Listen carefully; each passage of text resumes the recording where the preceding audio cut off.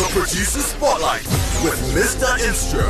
You can be a beat maker and not be a music producer. But when you're a music producer, you don't have to be a beat maker. Only on the element. It's just gone 26 minutes before we hit 7 o'clock. Okay, so it is the Producer Spotlight.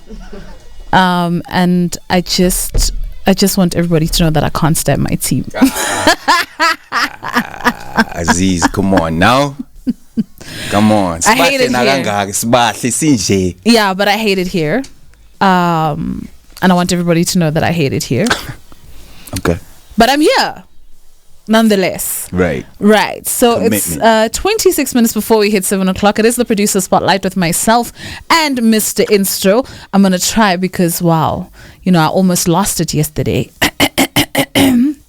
So I found it today. Yes. So I don't know what that pitch is going to be like. I don't know if he's going to like it. I don't think so. Because even when my voice is tip-top shape, he hates it. But Mr. Instro is here. You see that last note? That last note there. We need to work on that. Whatever, man. What's up, Mr. Instro? Hey, man. I'm chilling. I'm slightly nervous, but what's up? Why? I think your singing has made me realize that what I'm thinking is not as serious as what I'm thinking. So it's fine. If you can be off pitch, I can also, Let's just start there. No, I agree. Yeah. You're I don't like, this is God's grace over my life. Oh, look at him. Charmington. No, for real. I'm being honest. Yeah. How's your day been, Mr. Instro? I hardly saw you today. Yo, actually, it's been very good. I've been trying to get some more research. I mean, I know this producer really, really well. But I just wanted to get like some nuggets that would blow our minds, that would get us interested in this guy. So you're trying to show off now, is what you're saying? Maybe. I could be. Yeah. So, it's been an interesting day. It's cold. I am definitely underdressed today. Yeah. I am underdressed. It's cold as hell outside. So if you're outside, man. Do you know what the problem is? I think that people who pay attention to the Producer Spotlight have made you feel like a superstar. So now you feel like you can do your Tyson Beckford stuff and you don't have to wear jackets and things. Because I go Shebile, it looks like you're wearing a flimsy t-shirt and a light jacket. Why are you like this, though? I'm asking, though. Yeah, no doubt. I'm wearing very, very light. Right. So he's wearing a flimsy t-shirt and a very light jacket, while I'm wearing a top, hoodie, bomber jacket, 2 pairs of leggings and boots. Yeah. Nobody is wearing less than 2 like jackets, or like it's 2. Except you. Except me. It was just a real rookie move. Like it was. I can't explain it outside of the fact that like I wasn't thinking straight this morning. My mind was just all over the place. But I think we've got enough heat around here to get things going. Alrighty, Mr. Instro. Yeah. Alright, so tonight's producer, I'm gonna do a young bio, and then we're gonna get money, and then after we get money, Mr. Instro's gonna come back with the real stuff on the Producer Spotlight. So tonight's producer, Timbaland, whose real name is Timothy Zachary Mosley. Hey Chills, do you know when he was born? 10th of March. All legends are born in March, just like Timbo. Yes, 10th of March in 1971 in Norfolk, Virginia. He's an influential American producer and hip-hop and rhythm and blues performer who contributed to the chart-scaling success of a host of recording artists in the early 21st century. Now, he grew up in Virginia with rappers Missy Elliott and Magoo. At age 19, he began to learn how to use studio equipment, under the direction of producer and musician Devontae Swing, whose mispronunciation of the shoe manufacturer Timbaland resulted in a new name for his protege, Timbaland. Yes. Now, his inventive production skills were first evidenced on Aaliyah's 1996 hit One in a Million. Soon afterward, Timbaland signed with Blackground Records as both the solo act and part of the rap duo Timbaland and Magoo.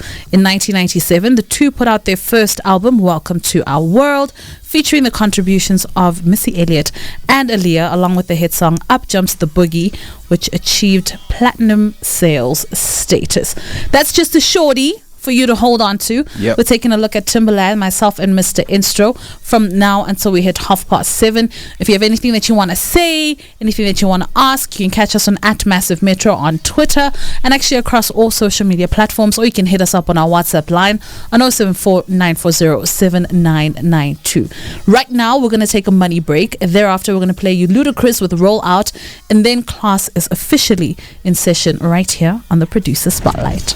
Only on The Element. It's just gone 15 minutes before we hit 7 o'clock. Mr. Instro officially takes over right about now on the Producer Spotlight. We just gave you Ludacris with Roll Out. Yep. So the imaging, right? Yes. Our imaging. Are you aware that it's Timbaland who's saying everybody's got his strengths and now I just collaborate? Yes. Oh, you are aware of that? I can hear it. Oh, okay, cool. That's dope. That's dope.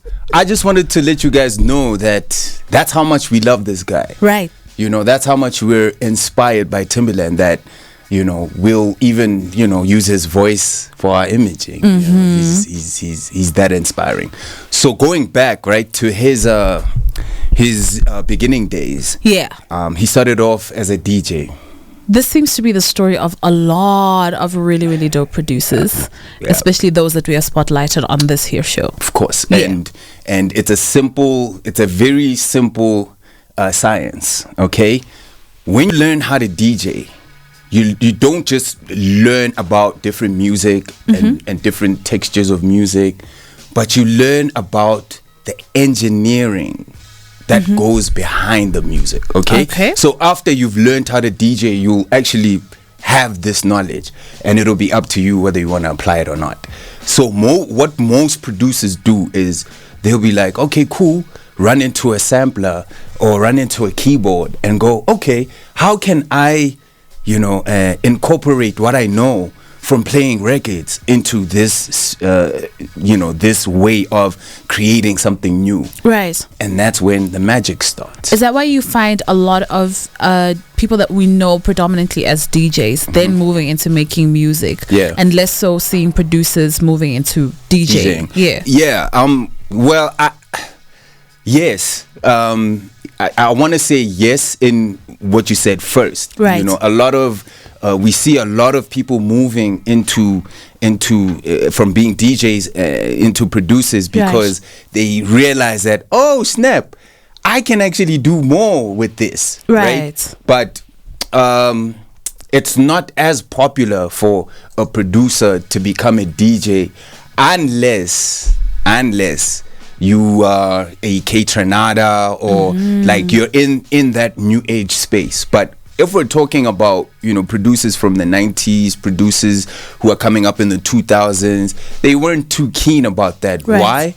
Because they could do more in being music producers than just DJ. But now, because DJing is a solid way to make money, it's a great income stream, so it'll be a viable option now. All right. But like at Timbaland's age, it wasn't really something that was popular. It was just him DJing, loving music, loving sonics, loving the sound.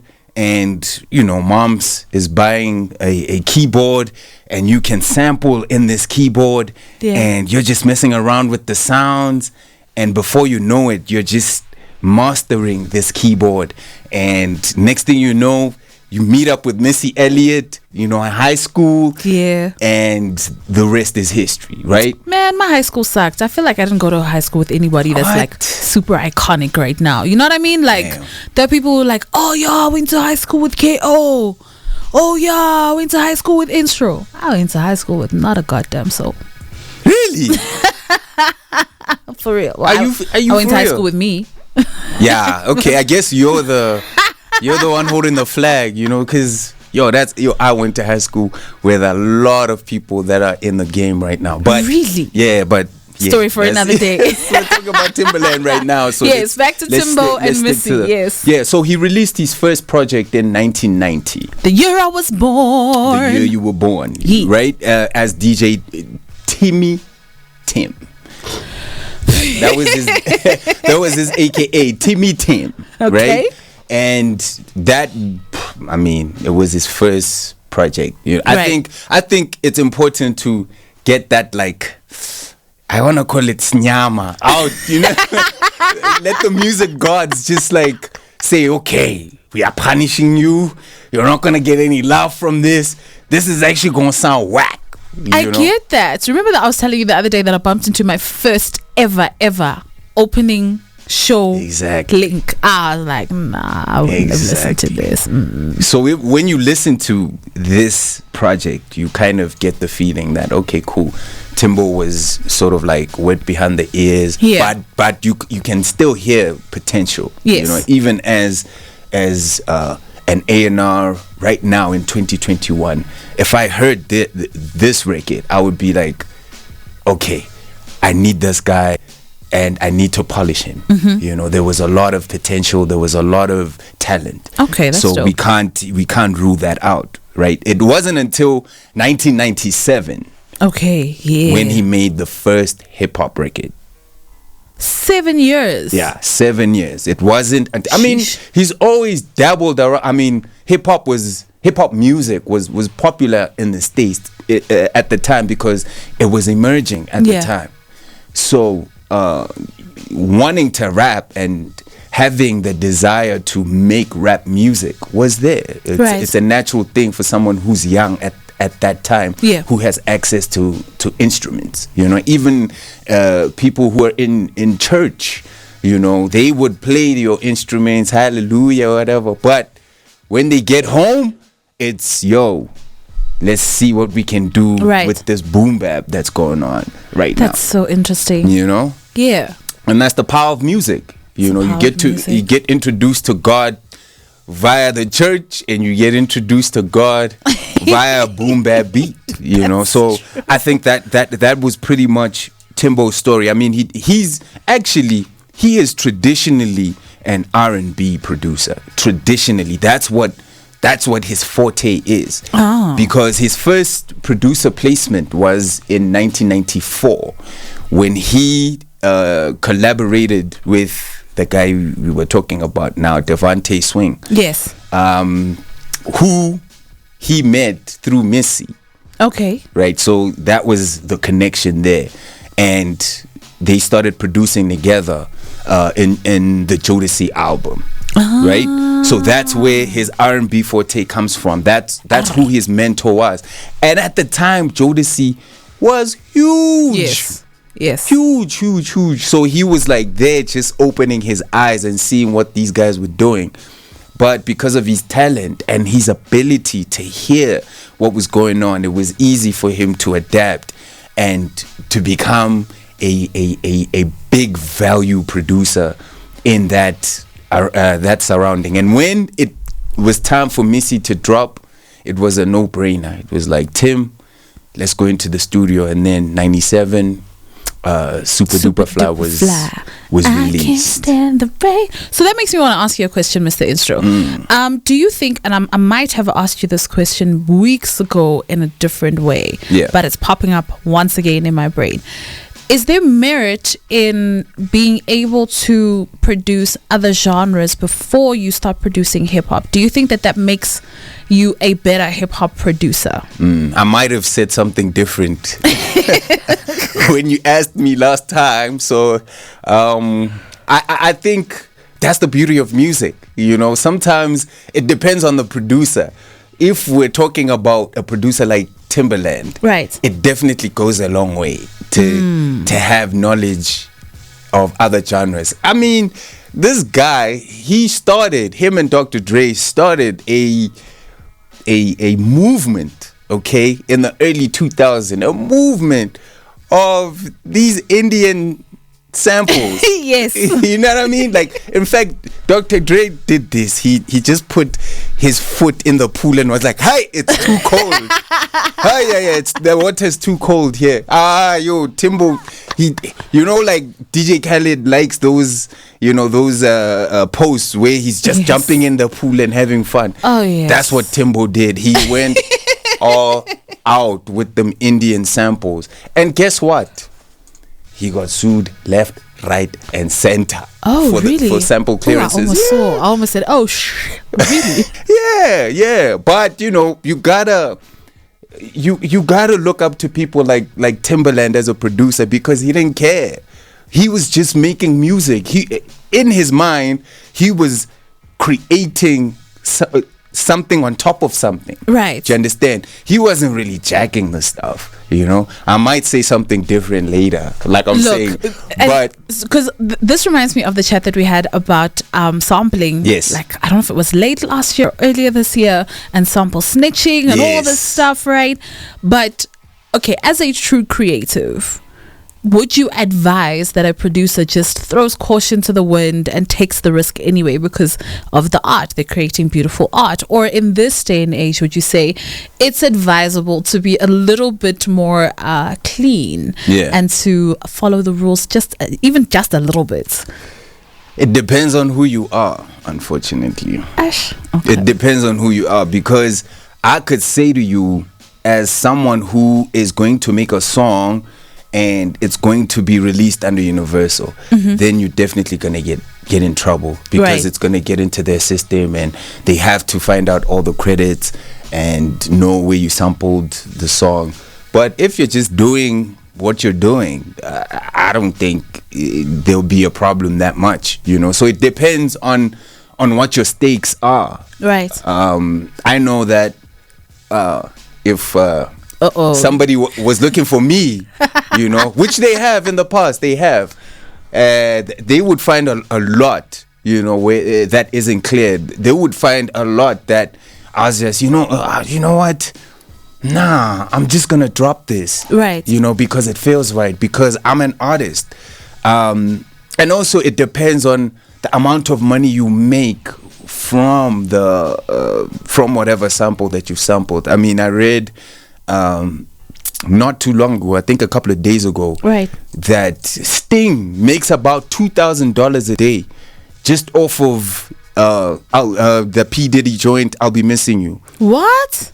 Just in royalties, right? Because apparently Diddy didn't clear that sample.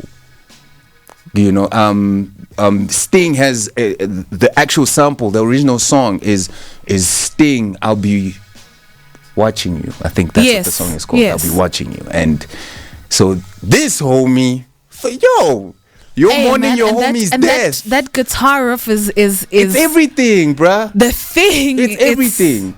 And he's grieving his homie. He wants to make a commemoration song. Oh, so that's what I wanted to say. A commemoration song we got you. To his homeboy, and Sting comes in and goes, aha. But it's business, though. No doubt. And I mean, they have all the right to do that. You can't use someone's intellectual property like that and expect to not be asked to be compensated by the owners. So it's like what you said when we were talking about Rockwilder, and you said Aziz, you're basically asking to take advantage of me, but you don't want to use Vaseline. You see, exactly, I knew that example would stick. I knew it would stick because it's such a great way to look at it, man. Like, sometimes, man, it's okay for there's nothing wrong in sampling. Right. Please don't ever in your life think that there's anything wrong with sampling. There's nothing wrong with it. The only thing that becomes a problem is, at least, like, if you're gonna make a certain amount of money from it, come on, credit your peoples, man. Yeah.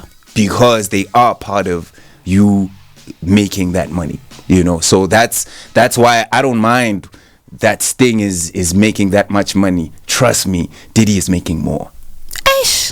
So nice to be those people. It's just gone almost a minute before we hit 7 o'clock. So we are going to actually open the second and final hour right about now. And then there's a whole lot that Mr. Instro still wants to unpack as far as Timbaland is concerned. So make sure that you don't go anywhere. If you want to hit us up with a question or a comment, we are on @Massiv Metro across all social media platforms. Or you can send us a voice note on our WhatsApp line on 074 940 7992. So normally, as far as the producer spotlight is concerned, like, none of us get involved. We don't touch it. We don't influence it in any kind of way. But I think because Mr. Instro is feeling bad for me because I almost lost my voice, he let me influence just one song on the playlist, which is what we're going to open the second and final hour with. The Game, Put You on the Game. So excited. I love this song. Only on the Elements. All right, it's just gone 4 minutes after 7 o'clock. We're going until 7:30 on the producer spotlight with myself and Mr. Instro. We kicked this hour off with one of my favorite joints, The Game, Put You on the Game. Timbaland is insane. Yeah, that's a badass. He's joint, man. absolutely insane. I remember when I first heard this joint in my youth, since my youth is, it's going that way. When I first heard this joint in my youth, and I used to have like my headphones, and nobody could talk to me because I was just like in there, and it's loud and it's blaring and it's thick and it's rich and just absolutely incredible. Shout out to Timbaland. No, that's the guy. That's. I mean, when you listen to songs like "Let Me Put You on the Game," it sort of like makes it solid that Timbo's no joke, you know, and he has the ability to reinvent himself over and over and over and over again. And I think that's because he understands sonics. If you understand sonics, it's easy to make a certain bounce. Do you understand? And man, Miles Davis said it's not about what you hear, it's about what you don't hear. Yes. Right? And for years, I was like, man, what is this guy talking about? What do you mean? And then I realized that, in fact, the epiphany hit me with a gospel song. Man, I can't even remember the gospel song, but like it had like this, like I was like, okay, so what's happening here? The song is, they're playing the song, right? But like there was just a space that I could cut that space with a knife, like, okay. And I realized that's the swing. That is the swing. It's not there. Like, it's not in the music. And the people that can relate to it are people that can dance. Right? Okay. If you can dance, you can hear that there's nothing there. Yes. And that's what makes the song. Right. That nothingness that makes space. Yeah, that space is what creates the rhythm. That's what makes you want to dance. That's why even people like Angelique Kidjo will tell you that when they were learning music as children, they never really paid attention to tone. They paid attention to rhythm. Right. Okay, because that's where they would be inspired to dance, because music was always a collaboration between the dancer and the person playing the drums. The drum, yeah. You see, so that's where the space comes from. And this guy, Timbaland, was just incredible with it, right? He understands sonics. So when you understand sonics, you know where to keep the music quiet and where it'll get you moving and where the groove is gonna be, right? And speaking about groove, you guys know Fruity Loops, right? I mean, we might not know it as intimately as you do, Fruity Loops, but we know the software exists. Owen? I thought you were gonna say, no, isn't it like cereal? No, not. Wow, Mr. Instro, I pay attention. No, dope. Fruity Loops dope. 10 out of 10. isn't the most like updated like FL Studio top vibes. Yes, that's what it's called today. But that's what it was called. Net for dating, because you thought you were gonna catch me slipping. No, I did. I thought I was gonna catch you sleeping, and tell me about a 10 out of 10. cereal. Yes, sir. Fruity Loops. So yeah, before it was called FL Studio, it was called Fruity Loops. Yes. Right. That's where we get the initials FL. Yes. And Fruity Loops 3, the version 3 has like its demo beat. Right. Is a Timbaland beat. What? Yeah, it's the song That's pretty cool. Dust Yourself Off and Try Again. Try Again, right? Yeah, The Aaliyah joint. Romeo, yeah, the Romeo Must Die Romeo joint. Must Die, yeah. Yeah, it's the exact same beat. That's how, guys, that's how Muchava did that joint. Konje, what's that joint called? See, Shabe too. Yes. It's because that dude had Fruity Loops 3. Wow. It's because there's no other place he could have gotten it from. Sister Bettina. Sister Bettina comes from Fruity Loops 3. Nobody can tell me otherwise. Okay? Because it was a default beat. It was one of he did a collaboration with FL Studio to to help them build their brand. And like Fruity Loops 3 days, that's when it was still a baby. When you were using Fruity Loops at that time, they would not consider you a serious music producer at all. I remember the people that were using Fruity Loops at the time here in SA was Battle Cat. Who else was using Fruity Loops? If I remember correctly, Beat Muchini might have been using it at the time. I remember there was a big Acid and FL Studio craze at the time. Wow. So for you to get FL Studio 3, you knew that you were gonna get these sounds, these Timbaland sounds. The only sound that wasn't there and that pissed me off was the pigeon. On Try Again, there's the pigeon. It's a pigeon. It's a sound of a pigeon. And I don't, for the life of me, how could you give them such a big string? That Sister Bettina sound. Yes. How can you give them such a rich string and not give them the pigeon? What part of the game is that? Why you gotta get everything though? Why Because you gotta that's get the everything? beat. Because then everything, but I get it, right? But then you start to lose the awe and reverence that you have for Timbo himself. I guess. Because even when I was reading up, I don't know what joint it is, but there's a horse that's whinnying on one of his beats as well. So not everybody can take such obscure sounds and make them fit and be a part of some of your favorite joints. Why would I give you my USP for free?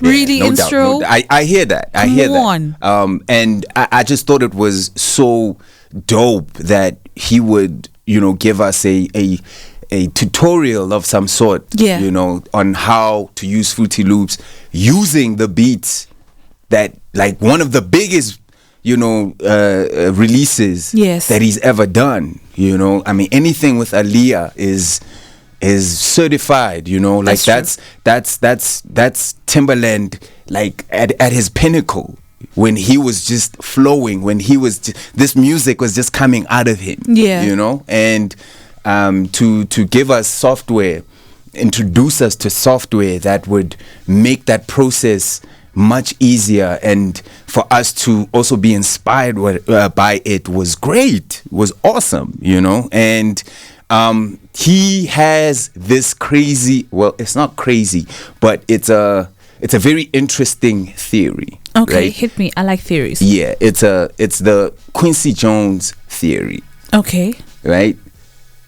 He is quoted saying that he doesn't know anymore what a hit record is, right? Or how you know that you've got a hit record. Right. He says that he spent, the beginning of his career, making forecasts saying, yo, this is a hit. This is definitely a hit. This is definitely a hit. Right. But there comes a time when now you start getting confused. It happens to every producer. Do you think that has anything to do with like the changing environment and the changing landscape? Because absolutely. I would imagine that what you thought was a hit back then, if you had to hear that same kind of thing right now, it might not be as easy for you to say this is a hit in this current climate. That's it. Yeah. That's exactly it. The fact that he understood at some point that, okay, cool. The definition of a hit changes. Okay, which is why I always encourage music producers to never stay doing the same thing, because you would find yourself being at one place and never growing, right? So back to this Quincy Jones theory. Quincy Jones has always been well-respected musician. Yes. But he was in his 50s when he did Thriller. And that, until today, Thriller is the highest selling album of all time. Do you understand? Yes. And Quincy Jones, as a producer, right, did that when he was an old man. Right. Okay, no disrespect to my 50-year-olds. I know you guys ain't that old. Oh, they're gonna get you. You're not that old, but you know, I was In comparison to generally when people would peak. No, of course.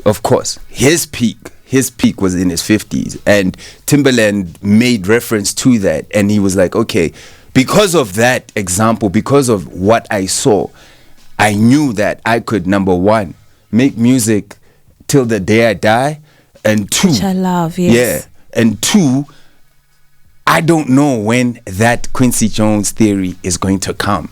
You're looking at me and saying, you've done so many hits. Right. You know, in fact, I don't think I've personally seen anyone who has a bigger discography than Timbaland. You see, I'd like to consider myself a scholar of music. Yes. Okay? More so of credits. And I can tell you, I don't know a single person that has more production credits than Timbaland. Okay? His discography is so long. It's long. He does albums, he does singles, he does remixes, he does all of that. Across right? genres as well. Across genres. Pop, Madonna there, Babyface there, all of them, they are there. Do you understand? So nobody, in my opinion, has done more work than Timbaland. Okay? And yet, he says he hasn't gotten his Quincy Jones moment yet. That's crazy. Do you know what we've been playing this whole hour? That's crazy. It's insane, but is insane. It's also true, man. Like, when you're a producer and you still have that thing. In fact, I've had a conversation recently with one of my friends, and they were telling me that, you know what, this producing thing, I'm done with it. Oh, hectic. I'm content. I'm content. It's not like, oh, we're sad. I'm done because I got my Quincy Jones moment. Ah, okay. Do you understand? Oh my God, is it someone that I know and love? Why am I stressed all of a sudden? Nah, like they're not in. No, trust me, they're not in your my your radar. Yeah, okay, like cool. you wouldn't lose sleep over it. Really? Trust me, Alright, cool. Then but that's like fine. he was just explaining Kudos to me. to you, whoever you are. He was explaining to me that he finds newness in stepping into doing something else. Wow, that's incredibly brave. It is, but also sometimes it feels like the most natural thing in the world. For somebody who is as averse to change as I am, no. That person is brave. Okay, well, you know, I sort of understand where he's coming from, because as a creative, I like to feel young when I'm doing certain things. You know, like now doing this radio thing for me, like I feel like every time we finish a show, I get overwhelmed because, man, when I was young, when I was in high school, I always imagined myself to be in a studio very limited, you know, very 2-3 people, no hangers on, no, you know, I've always been that kind of guy. Right. And how I've seen myself grow in this medium, because I was young and I'm willing to learn. I want to see how it works, and it works so well with my music production. You know, it works really well, and that feeling of being young and inexperienced is so important for someone's livelihood. True. You know, to reignite just the humanness. It doesn't have to be something that you're passionate about, but if it makes you feel new, explore it. Sure. You know, even if it's a new genre. I know, like, messing around with new genres used to excite me. Yeah. You know, because I don't know anything about it. When I joined Massiv, they would play truckloads of Imaskandi. I remember. Truckloads, mixes. Dude, I would take some of the mixes home. You sound so stressed. No, I am literally excited because I would listen to it and I started finding things that are like, oh, that's why they mix that bass guitar like that, because it gives a distinct sound, because they don't deal with sub. They don't like sub. Oh, okay. That's why they do the guitar like that. That's why they tune it like that. You see, those things for me, okay, are the things that reunite you with Sonics, okay? And this guy, that's how he has been able to do so many genres, because his ear is fixated onto a certain sound. You know, it's not necessarily limited to a certain, a certain genre, and it's so important as a producer to not limit yourself. It's so important not to limit yourself. Anyway, I feel it's important with every producer to think about the Quincy Jones theory. Okay? Yeah. Think about the stuff that you've had and the stuff that's giving you the thriller moment. It may not be in terms of money or, it could just be the pinnacle of why you started producing. Right. Or because those moments do come. They really do. But you need to understand whether it is your Quincy Jones moment or not. That's the tricky part. But those moments do come. Okay, so for me, I feel like it's important that we know those moments, and once we know those moments, we act accordingly, right? If you've had your Quincy Jones moment, get something else that's gonna excite you. As a creative, it's important. Yeah, get something else, get something new that's gonna bring you into a space where your mind is not going to be focused on that pinnacle, because I almost fell for that. I thought I had my Quincy Jones moment when I produced that Ginger True song. First 48. That might have been kidding. But it was I got my pinnacle moment when I produced 2 Cups Shakur. Yes. I think you might be my favorite producer. No. Honestly. No. Really? Yeah. Yeah, when it hits you later. When it hits you later. Yeah, that's crazy. That's crazy. I was actually gonna go on, but nah. Anyway, I thought I got those moments, but I found something new, something that would take my mind off those moments. And there's nothing as beautiful as feeling young in something, if you're a person that likes challenges. And I think it's a great quality to have if you want to be a music producer. You need to have the desire to learn new things, otherwise you're definitely gonna stay behind. I can guarantee it. You will stay behind. Hectic. All right. So, it's just gone 22 minutes after 7 o'clock. We're going to take a music break, and then we're going to come back and wrap up the producer spotlight. This is also another one of my favorite songs. I don't know if Timbaland is saying that he has not had his Quincy Jones moment. I am fearful for when he what's does. Coming. Ooh, yeah. Me too. Now tuned into the only on the Element, 26 minutes after 7 o'clock. I can't stand this team. It is the producer spotlight with myself and Mr. Instro taking a look at Timbaland. All right, so there's a couple of things that we still need to touch on.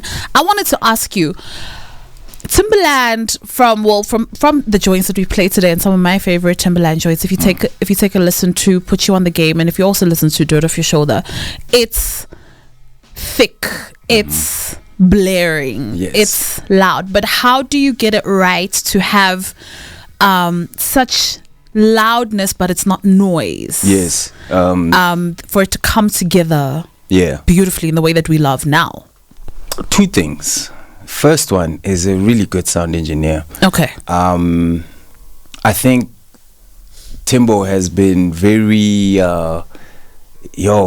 instrumental in bringing sound engineers to the fore, because, man, if it wasn't for him, I think we would, especially in the commercial space, I know there's a lot of people that came in and they were doing this kind of engineering. They were doing. I'll give Dilla and Dr. Dre.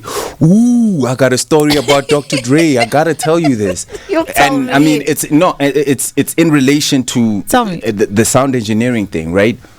Timbaland says there is no hip hop producer better than Dr. Dre. Really? Yeah. That's what he says. And I understand why he says that, because on there's this documentary, Dr. Dre documentary, Dr. Dre and Jimmy Iovine. What's it called? Something, not Lost Ones, Defiant Ones. That's the one. Shout out to Chills. Thank you. Yes, I watched it. Shout out Chills. In that documentary, Jimmy Iovine goes and he's like, okay, first time I listened to Dr. Dre's music, I was like, okay, cool, yo, this sounds awesome. Who mastered this? And Dr. Dre was like, ain't no mastering happening here, like ain't nothing like that happening here. It's just all me. And he was blown away. Right. He was blown away, especially because Jimmy Iovine is a qualified sound engineer. Like, that's what he went to school for. So having that skill to intentionally to not need mastering is crazy. Right. That means the way you understand sound dynamics is not normal. Okay. It means that it's on the next level. And when you have people like Timbaland who are producing beats of that nature, it makes the job definitely easy for the sound engineer. But at the same time, we find ourselves marveling at his gift. So first off is the sound engineer, right? Secondly, Timbo is he creates sounds, right? So what he'll do is he'll do something with his mouth. Say he does a kick drum sound, and he will go back, tune it, make it sound good, put it in his bank. Sound engineer keeps it. Wow. Okay. You as a producer, I think it's very wise. Everyone has it. Everyone has a sound bank. Everyone has a stash where okay, these are my drums. We've even gotten to a stage where people now sell their drums. They sell their drum kits. Ninth Wonder, Ill Mind, so many, Dilla, so many, where you can exclusively find the sounds that they have created. Right. Oh, shout out to Lunatic as well. Lunatic's got a drum kit. Oh yeah. Yeah, shout out to Lunatic. So I think it's those two things, man. If you become a compiler of sounds, you start to understand sound dynamics. And when you do that and you transfer that to a dope sound engineer, then you got a winning formula. Yeah. All right. So how do we wrap this up, Mr. Instro? Where do we go now? I just want to mention that his verses move with Swiss Beats, right? It's worth a mention. I think they did something amazing, considering the pandemic. Us being cooped up. I think it kind of revolutionized the way we consume music.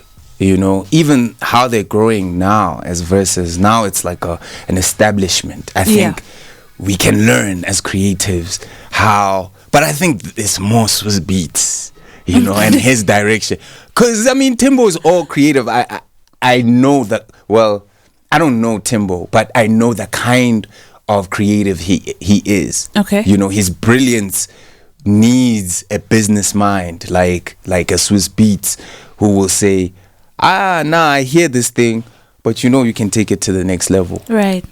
So guys, surround yourselves with people who have that knowledge and who will inspire you to take your sound and your creativity to the next level.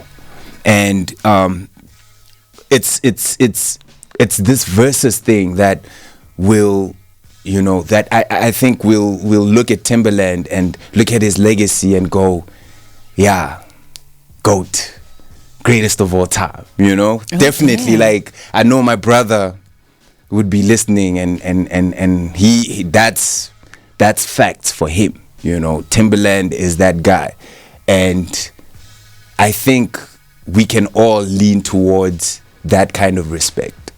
You know, yes, Dr. Dre's dope. Yes, Dilla killed it, whatever. But Timbo, league of his own. League of his own. All right, it's just gone 28 minutes before we hit 8 o'clock. We're going to close it off with 50 Cent, Justin Timberlake, and Timbaland with AO Technology. Thank you, Mr. Instro. Thank you. Back again next week, 6:30 to 7:30 on the Producer Spotlight. The Producer Spotlight with Mr. Instro. You can be a beat maker and not be a music producer. But when you're a music producer, you don't have to be a beat maker. Only on the element.